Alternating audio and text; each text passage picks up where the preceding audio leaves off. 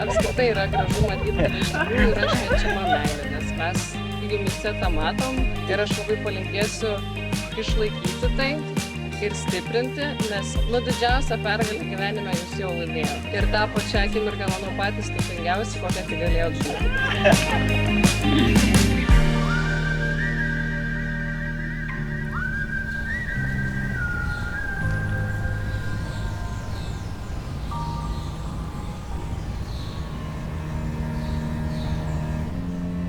Broliai, siekite aukštesniųjų malonės dovanų. Aš trokštu jums nurodyti dar prakilnesnį kelią. Jei kalbėčiau žmonių ir angelų kalbomis, bet neturėčiau meilės, aš tebūčiau žvangantis varis ir skambantis cimbolai.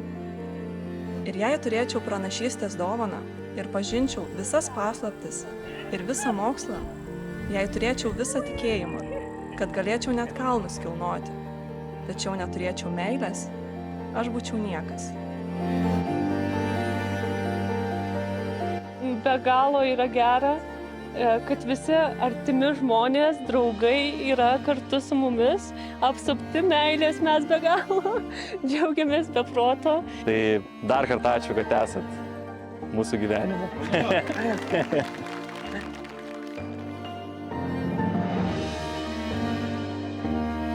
Viena iš tų svajonių pagaliau išsipildė. Ir man pavyko susirasti žmogų, kurį gali palaikyti tikrai savo. Tai aš norėčiau palinkėti, kad šiandienos džiaugsmas tęstųsi visų likusį jūsų gyvenimą. Nuo pasaulio pradžios Dievas sukūrė juos kaip vyrą ir moterį. Štai kodėl vyras paliks savo tėvą ir motiną ir glausis prie žmonos ir du taps vienu kūnu. Taigi jie jau nebe du, o vienas kūnas.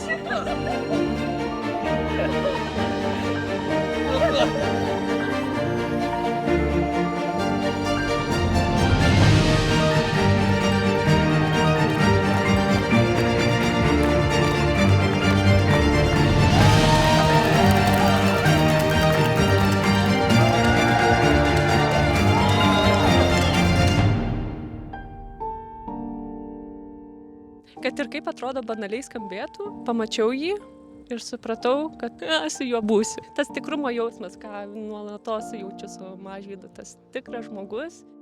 Džiaugiuosi, kad turiu Gintarę ir tikiuosi mes nugyvensim 100 metų kartu.